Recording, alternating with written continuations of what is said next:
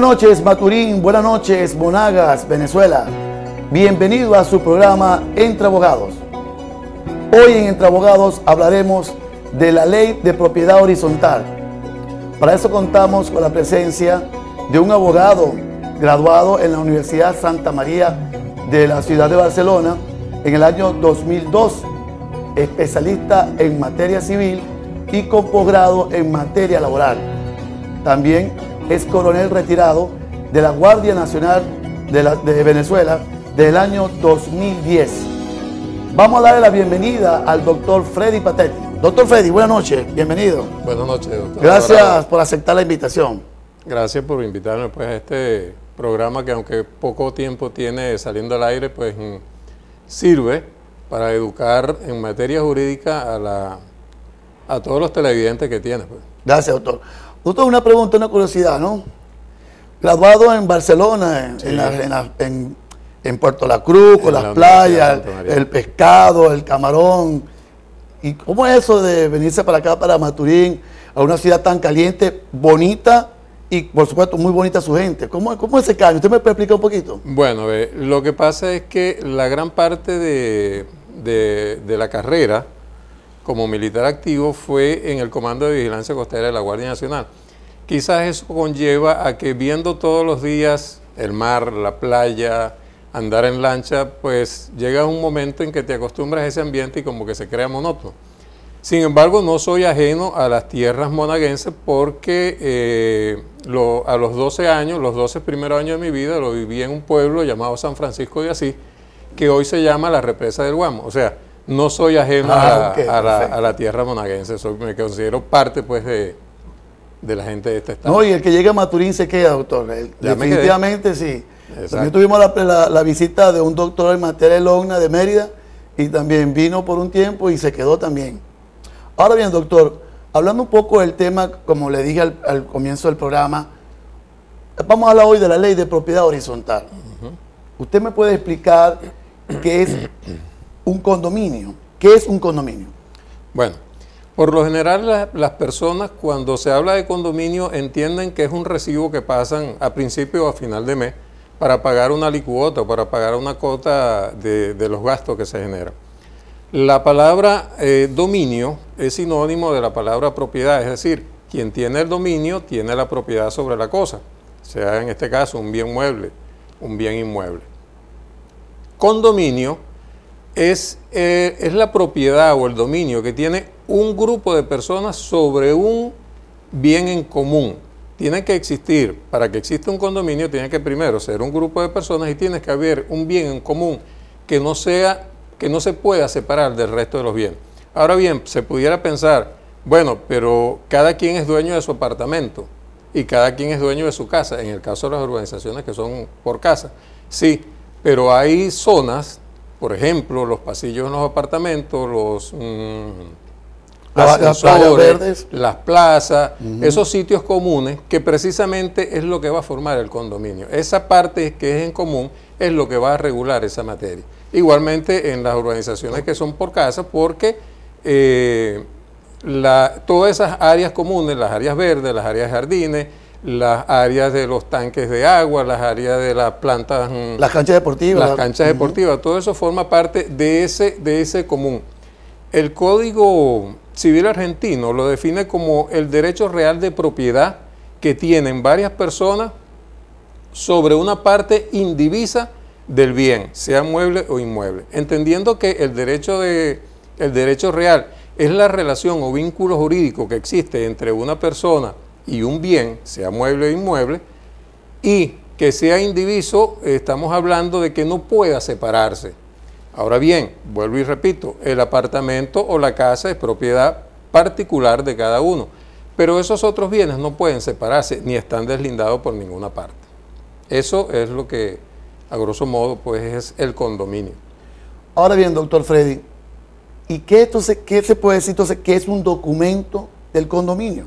¿Usted me puede explicar qué es el documento como tal? ¿Por qué debe existir un documento de condominio?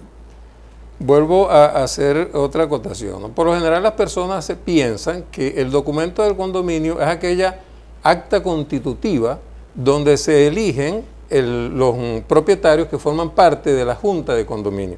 Eso es un acta constitutiva de una junta de condominio, más no es un documento de condominio.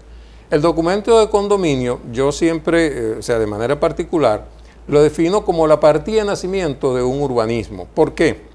Ese documento es el documento de parcelamiento. Cuando una empresa va a construir, tiene que presentar, lógicamente, si va a solicitar el crédito de un banco, tiene que presentar un proyecto completo, donde están establecidos todo lo que se va a construir, cuáles son las áreas verdes, cuáles son las áreas de recreaciones, cómo va a ser el sistema de aguas negras, cómo va a ser el sistema de aguas blancas, cuál es la particularidad de cada casa, de cada apartamento. Se determina allí en ese documento la participación que tiene el apartamento o la casa dentro del pago del condominio, lo que se denomina la alicuota de condominio, y eso es lo que es el documento de condominio. Es, vuelvo y repito, la partida de nacimiento para la creación de la construcción de un conjunto residencial. Ahora bien, doctor, ¿y quién debe tener ese documento de condominio? Bueno, el documento de condominio, cuando una persona adquiere un inmueble, en ese registro donde adquiere el inmueble, en ese registro donde protocoliza el documento de propiedad, allí está ese documento de condominio o ese documento de parcelamiento. En primer lugar lo tiene y está en el registro. Como es un registro público, es recomendable y sano que cada uno, porque cuando se firma el documento de compraventa, no se entrega el documento de condominio o el documento de parcelamiento. Es necesario que es imprescindible, diría yo, que cada propietario, que cada persona que compra, que adquiera un bien, solicite una copia certificada de ese documento de condominio, de ese documento de parcelamiento. ¿Por qué? Como lo dije anteriormente, en el documento de parcelamiento están establecidos todo lo que es, todo lo que conlleva, todo lo que debe tener el urbanismo como tal. Incluso en ese documento se establecen normas, se establecen obligaciones de hacer y de no hacer, con respecto a cada uno de los propietarios. Es decir, por ejemplo, en una urbanización no se permite la construcción de un segundo piso. No se permite colocar tanques de aguas blancas, por decirte algo. Los aéreos. No se aéreos. Aéreo, exacto, tanques aéreos. No se permite modificar la fachada. Si compramos un inmueble y no tenemos el documento de condominio, pues lógicamente no vamos a saber cuáles son las obligaciones nuestras y cuáles son los derechos. Puede pasar que un vecino haga algo que está prohibido por ese documento y simplemente no lo sabemos. Entonces es recomendable que ese documento de condominio, que ese documento de parcelamiento que está en el registro donde usted va a firmar para comprar, para ser propietario del bien inmueble, usted pida una copia certificada. Qué bueno, doctor. Vamos a lo siguiente, doctor Freddy. Vamos un momento a un corte comercial y al regreso seguimos hablando entre abogados. Ya volvemos.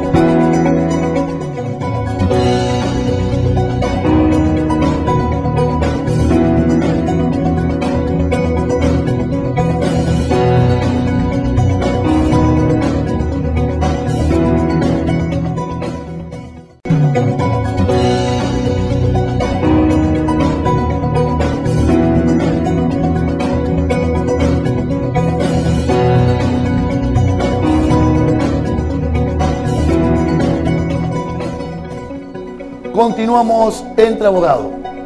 Doctor Freddy, entonces quiere decir entonces que la persona que porque compre un inmueble se recomienda pedir una copia certificada, ¿cierto? Sí, exacto. Para eso, como lo dije anteriormente, es necesario que tú sepas, que la persona, que el propietario, el que está adquiriendo el bien, sepa eso.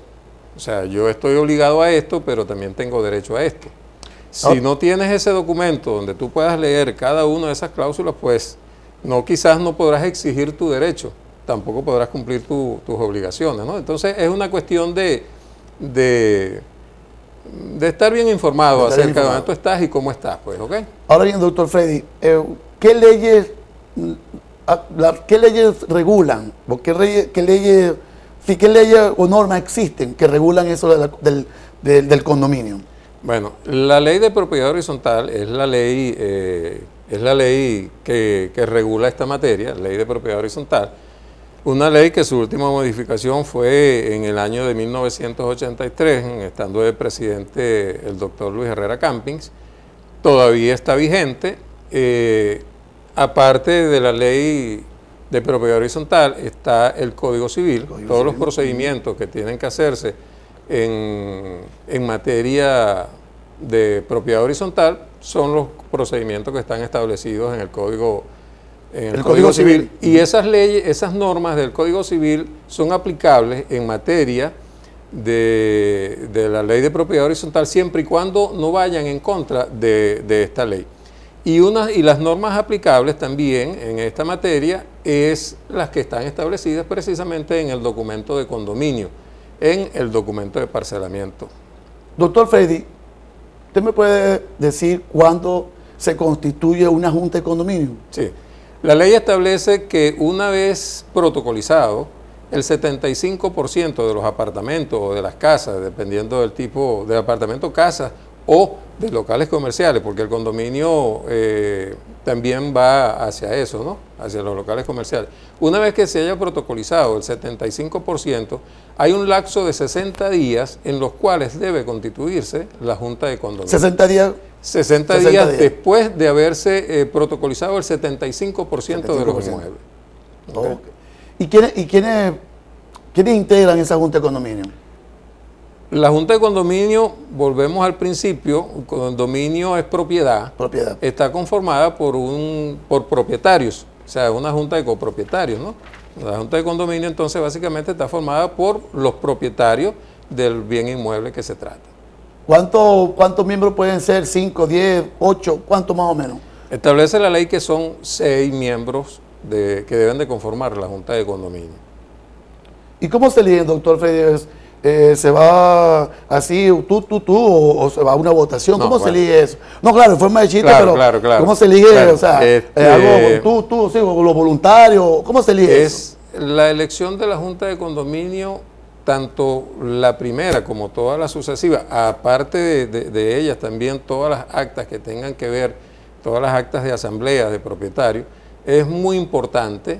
Y hay que cumplir los requisitos. Yo siempre recomiendo, donde soy asesor en esta materia, que se haga cumpliendo todos los requisitos para que no exista más adelante una impugnación. Para constituir una junta de condominio, lógicamente debe de suceder que ya se haya vendido, se haya protocolizado el 75%. Dentro de esos 60 días, los propietarios se reúnen, llaman a elección. Ese llamamiento tiene que hacer a través de una notificación que debe hacerse por la prensa, por lo menos con 3 días. ¿Prensa en cualquier periódico? No, una prensa de circulación local donde está el bien, donde está el urbanismo, ¿ok? Debe hacerse una notificación, una invitación pues, a la elección, por lo menos con 3 días antes de la elección. Debe hacerse por prensa.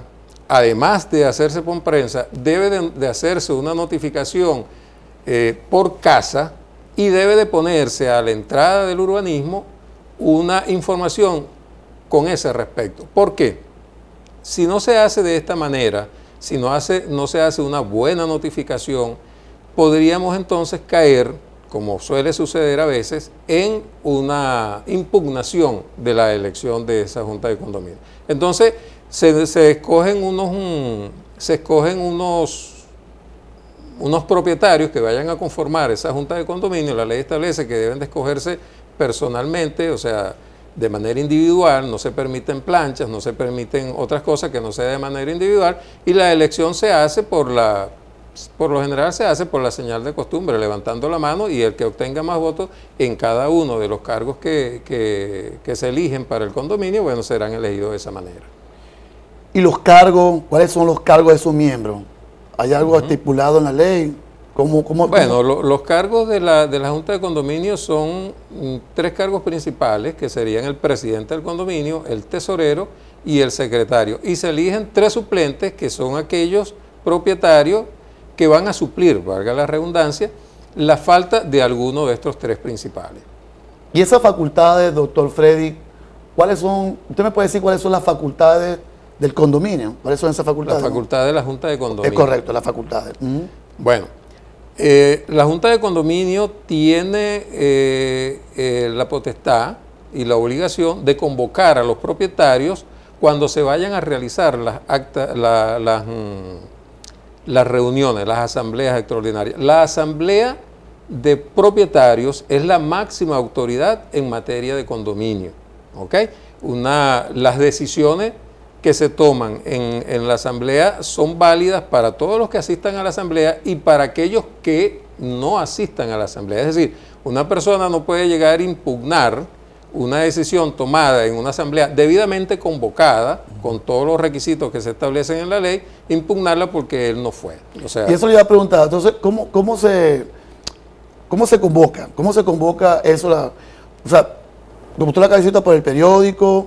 ¿Qué debe contener la convocatoria? Es correcto, ¿qué debe tener? Bueno, la convocatoria debe tener el nombre del urbanismo, debe indicar el sitio, la hora, la fecha y la agenda que se va a tratar en esa oportunidad de la reunión de la asamblea de propietarios. Tengo entendido que son como 3 horas, 1 hora, tal. Se hacen 3 llamados. 3 llamados, perdón, se hacen 3 llamados. El primer llamado se hará a las 7 de la noche, el segundo llamado a las 7:30 y el tercer llamado a las 8 de la noche. Al tercer llamado ya es válida la reunión, la convocatoria. Ok, doctor.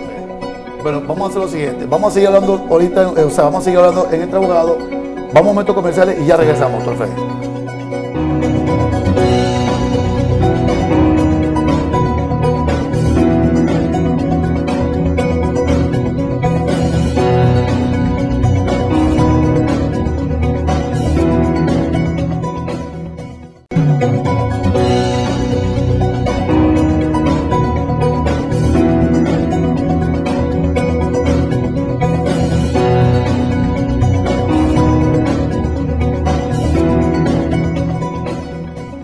Continuamos Entre Abogados. Estamos hablando de la ley de propiedad horizontal, tema condominio. Doctor Freddy, continuando con el tema del condominio, le hago una pregunta. ¿Quiénes convocan a esa asamblea de condominio? ¿Quiénes? Ok. En la parte anterior te estaba hablando de las facultades. Me preguntaste acerca de las facultades que tiene la Junta de Condominio. Y precisamente la primera facultad que establece la ley es la convocatoria a la Junta de Propietarios, pues, a las asambleas extraordinarias de propietarios. Pero también se me olvidó decirte alguna otra de las facultades. También una de las facultades que tiene la Junta de Condominio es cuando en asamblea extraordinaria de propietarios no se establece o no se nombra una administradora del condominio, la Junta de Condominio entonces asume esa responsabilidad y administra el condominio. Otra de las facultades que tiene la Junta de Condominio es velar por el mantenimiento de todas las áreas comunes, que todo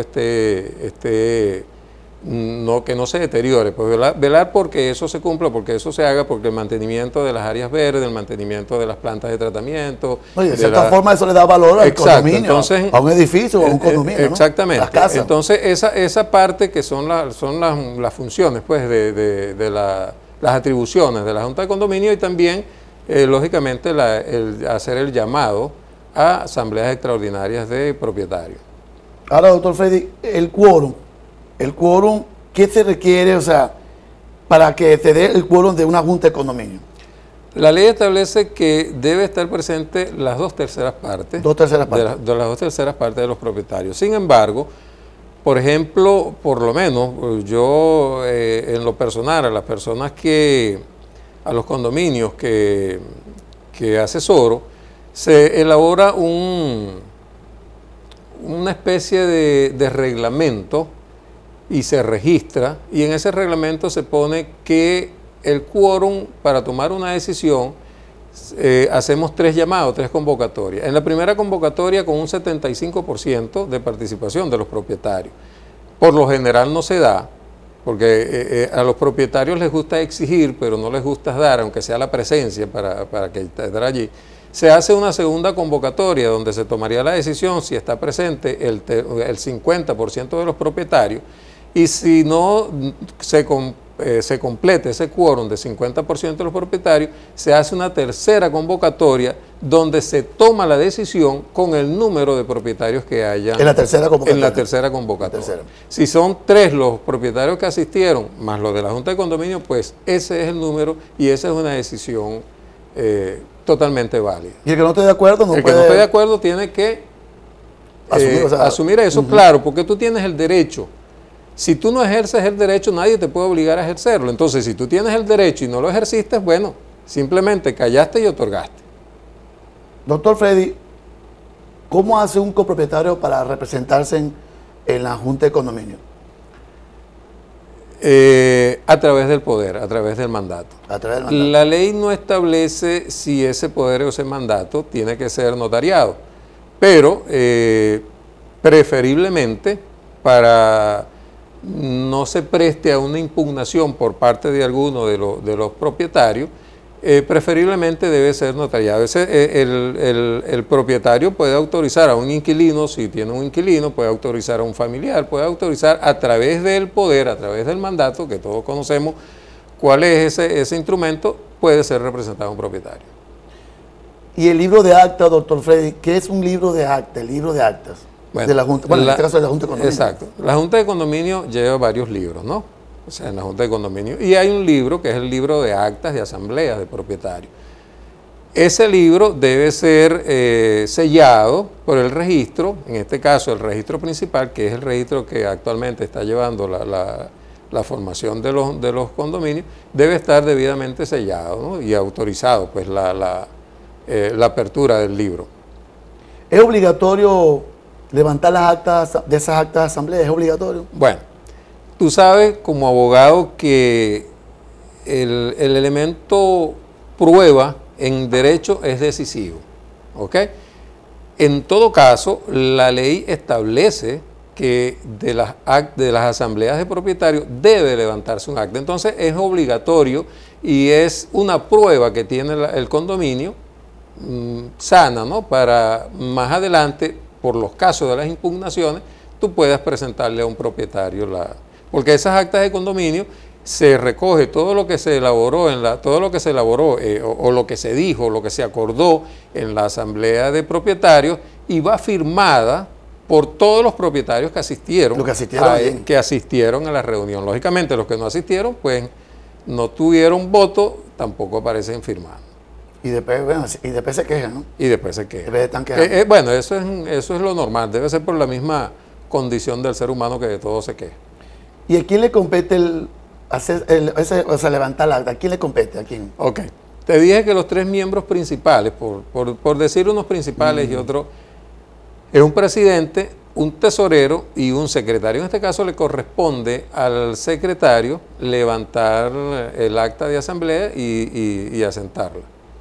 Ok, entonces, en resumen, las personas que no van a las reuniones de condominio, otros deciden por él. Exactamente, o sea, es eso. O sea, si tú no asistes, no porque el propietario X no asistió a la reunión, se va a dejar de tomar la decisión. O si se toma la decisión, después tú vas a venir a impugnarlo porque, bueno, mira, yo no asistí, no estoy de acuerdo, no. Por eso te digo que el documento de condominio contempla derechos y contempla obligaciones. Tu derecho es asistir, o tu obligación es asistir a la Junta de Propietarios, manifestar tus ideas, decir con qué o no estás de acuerdo, y ejerces el derecho. Pero si tú no ejerces tu derecho, entonces lo demás lo ejercieron por ti. Recuerdo que en un acta de asamblea y y a manera pues de anécdota, en el condominio donde vivo, se hizo una reunión para tomar una decisión, creo que fue acerca del cambio de vigilancia, y solamente asistieron los 6 miembros de la Junta de Condominio más 2 propietarios, otra persona y yo. Entonces les escribí, hay un grupo en la organización, hay un grupo que se estableció por WhatsApp, un medio comunicacional, Y les escribí, bueno, que lamentablemente la decisión que debió de haberse tomado entre muchos, la tomamos unos pocos. Y es válida, o sea, es válida. Que la vigilancia, ¿qué tal? Tú no estabas. Tú tenías el derecho de asistir y simplemente no fuiste. No asistió. Bueno, doctor, vamos a hacer lo siguiente. Vamos un momento a cumplir con un corte comercial con nuestro patrocinante y seguimos hablando entre abogados. Ya regresamos.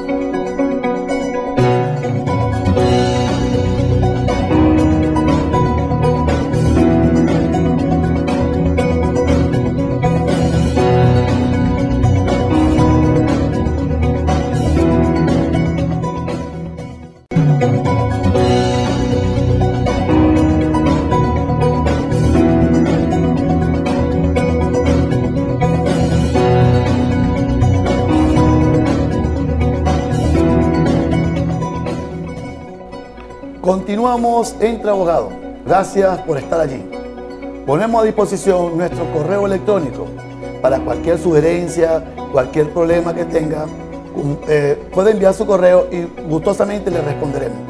Doctor Freddy, habíamos hablado en el corte anterior de que la persona que no asistía a la reunión de condominio, otros decidían por él. Luego venía que se quejaban, que yo no estuve. Es el deber ser entonces que la persona tiene que estar allí, ¿cierto?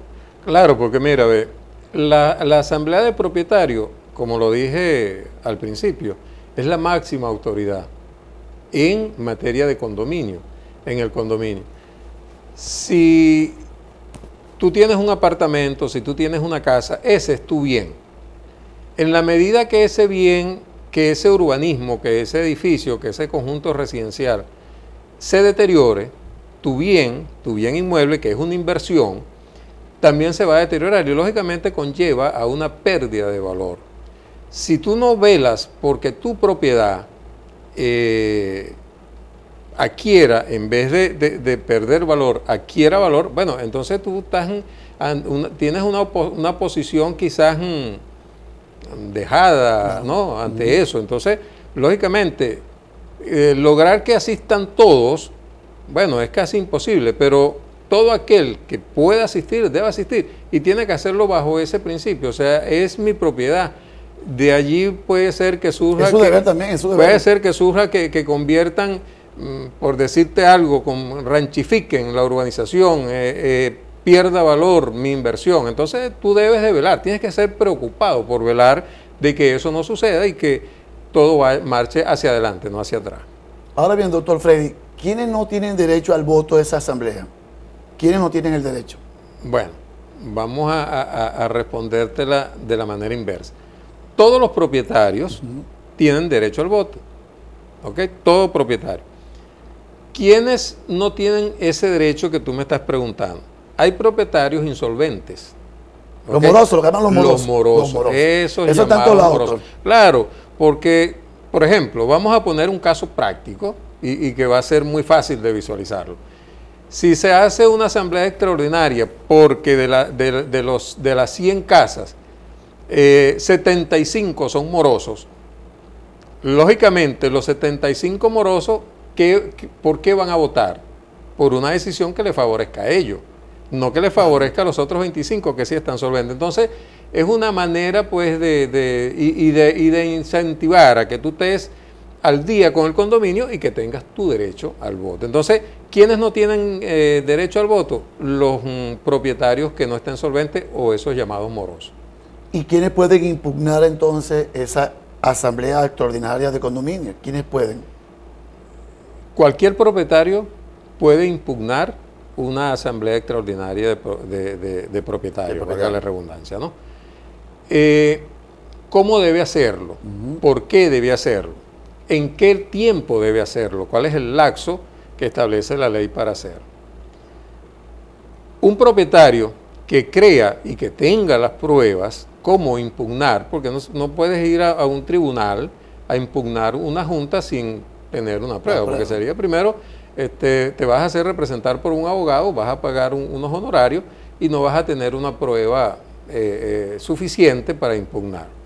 Entonces, una vez que se produce el acta de asamblea y que se registra y queda registrada, valga la redundancia, en el libro de asamblea, el propietario que desea impugnar tiene un lapso de 30 días a partir de ese momento. Si transcurren los 30 días, ya tu derecho se perdió. Es decir, tienes derecho a impugnar dentro de los 30 días siguientes a que se registre el acta en el libro correspondiente. ¿Por qué puedes impugnar? Eso le iba a preguntar, ¿por qué puede impugnar? No, porque si cualquiera, o sea, si lo puede hacer un copropietario, ¿cómo puede impugnar? ¿Cuál es la causa? O sea, ¿cómo puede impugnar un acta de asamblea? Hay tres grandes causas, ¿no? Primero, porque se infrija la ley de propiedad horizontal, o sea, no se cumpla lo que está establecido en la ley de propiedad horizontal, o se tome una decisión, se tome allí en la Asamblea Extraordinaria de Propietarios que no esté de acuerdo o que esté en desacuerdo con la ley de propiedad horizontal. Se puede impugnar también por abuso del derecho, ¿verdad? Ese es otro motivo. Eso es otro motivo. O sea, no cumple con la ley de propiedad horizontal, abusaste del derecho o no cumpliste con el documento aquel que definimos al principio de la entrevista, que es el documento del condominio, el documento de parcelamiento. Esas son las tres grandes vertientes por donde tú puedes guiar, o un propietario puede guiar la impugnación de un acta de asamblea extraordinaria. La notificación, cuando no cumple los requisitos que anteriormente manifesté, es causal también de una impugnación. Lógicamente, esta impugnación siempre va guiada a intereses, ¿no? Intereses del propietario. A lo mejor lo que se decidió no me interesa, pero consigo un mecanismo cómo impugnarlo y lo impugno. He visto decisiones donde, por ejemplo, se impugnó al presidente del condominio porque ese candidato a presidente del condominio y que quedó electo presidente del condominio tiene 2 años de morosidad. Entonces, yo siempre también digo esto, no solamente hay que tener una solvencia económica en el condominio, es decir, estar al día con el pago de las cuotas, sino que, y esto es una parte mía, esto es algo que lo digo yo, hay que tener una solvencia moral. Una solvencia moral. Una solvencia moral. Esa solvencia moral está en ser un buen vecino, en ser un buen propietario, en ser un colaborador, en estar al día con las obligaciones que me impone el condominio como tal. Esa para mí es la solvencia moral. Entonces, mal pudiera lanzarse una persona a ocupar alguno de los cargos de la Junta del condominio si no tiene solvencia económica con el condominio y si no tiene solvencia moral. Entonces, son causales para una impugnación. Y de hecho, como te dije, pues hay muchas jurisprudencias sobre esto, pero me recuerdo de esa que se impugnó la elección porque el presidente tenía 2 años de morosidad, era una persona que estaba morosa. Ahora bien, doctor Freddy, ¿quiénes conforman la administración del condominio? Cuando hablamos de las facultades que tiene la Junta de Condominio, te dije que en asamblea extraordinaria de propietario, esa asamblea puede nombrar, y para eso votan, a ver si sí o no, una junta de administración, ¿okay? De esa junta que administran, de esas empresas que son especialistas en administrar condominio. Esa junta, si los propietarios la nombran, esa administración la ejerce una administradora, si no, la administración del condominio lo ejerce la junta de condominio. Vamos a lo siguiente, doctor Freddy. Vamos a dar una pregunta al aire, porque tenemos que ir a un corte comercial. ¿Okay? ¿Cuáles son las funciones de la administradora de condominio? Ya en la siguiente vez. Ya volvemos.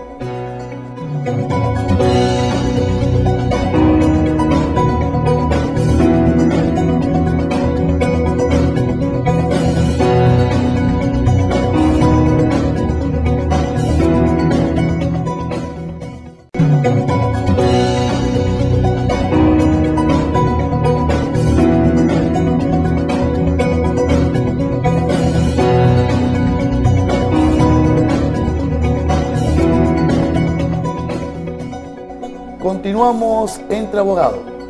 Doctor Freddy, en el corte anterior quedó una pregunta en el aire y se dijo ¿Cuáles son las funciones del administrador? ¿Usted me puede responder no? esa pregunta? Cuando la Junta de Propietarios nombra una empresa de estas que se encargan de la administración de condominio, o cuando no la nombra y la Junta de Condominio asume ese rol de administración, esa Junta de Condominio o esa empresa debe velar, primero, porque todo lo que sea común a todos los propietarios se mantenga, se cuide. Debe recaudar de los propietarios las alicuotas que deba de pagar por conceptos de condominio. La administración puede representar jurídicamente por sí o asistido de abogado.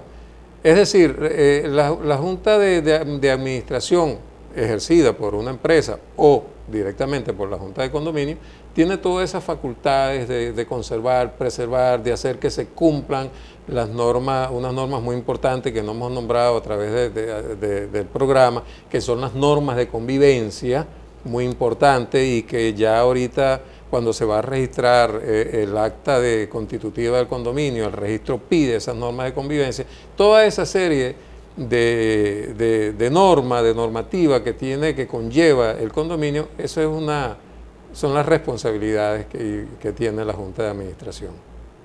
Doctor Freddy, hay otra pregunta que siempre se da en materia del condominio. ¿Quién o cómo se nombra el administrador de condominio? ¿Quién lo hace? ¿Cómo se hace? Okay. Ya te he dicho en varias oportunidades que la máxima autoridad en el condominio, es la Junta de Propietarios. La Junta de Propietarios, la Asamblea de Propietarios, no la Junta, la Asamblea de Propietarios, es la que decide el nombramiento de la Junta de la administración, ya sea de una empresa privada o que sea ejercida por el mismo condominio como tal. Doctor Freddy, tengo en mis manos la Ley de Propiedad Horizontal. La pregunta es, ¿puedo aplicar la Ley de Propiedad Horizontal en las barriadas o en las invasiones que se dan en la ciudad? ¿Se puede aplicar la ley?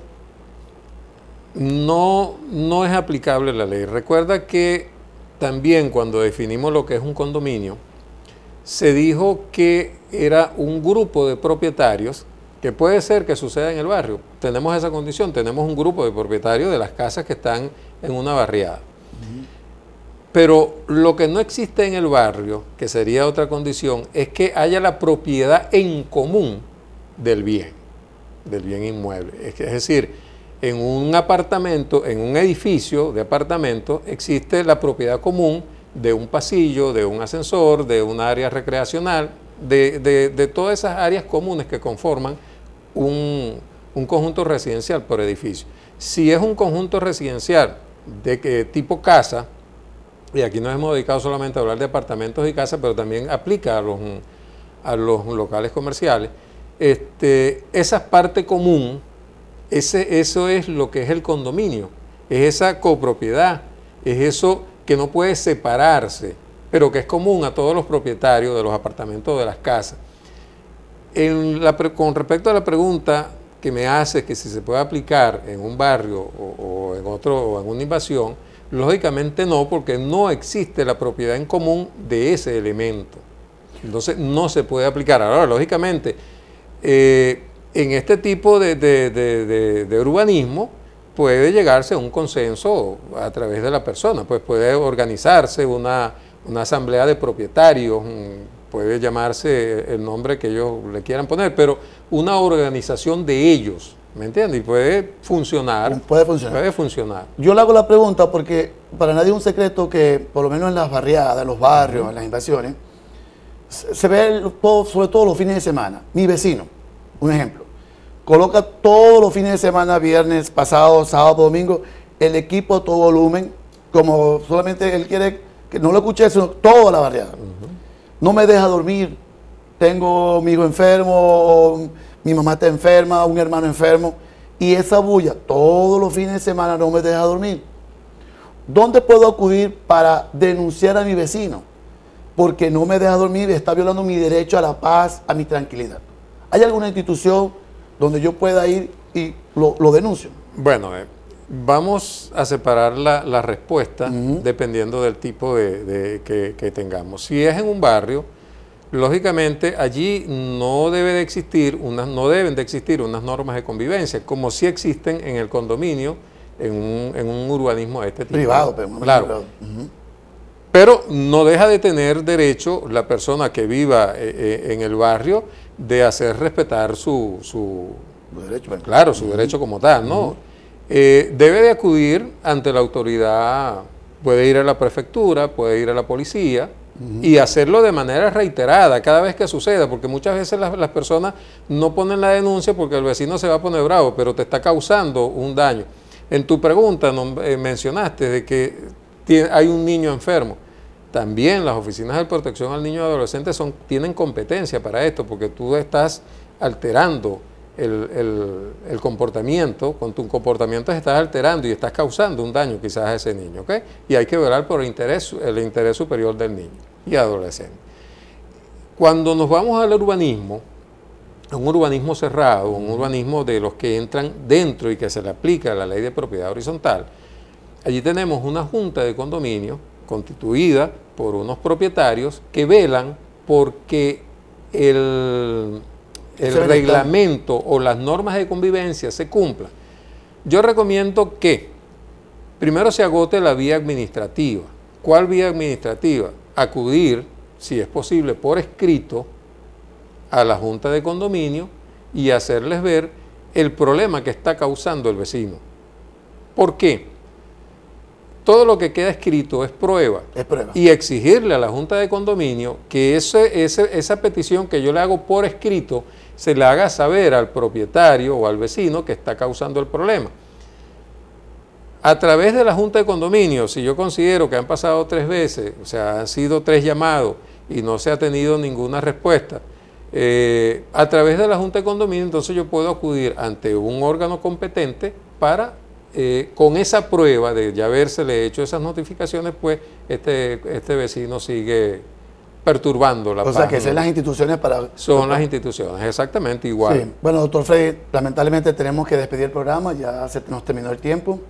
Le dejamos las cámaras para cualquier persona que esté interesada o algún condominio que esté interesado en una asesoría, pero bueno, le ponemos a disposición las cámaras para...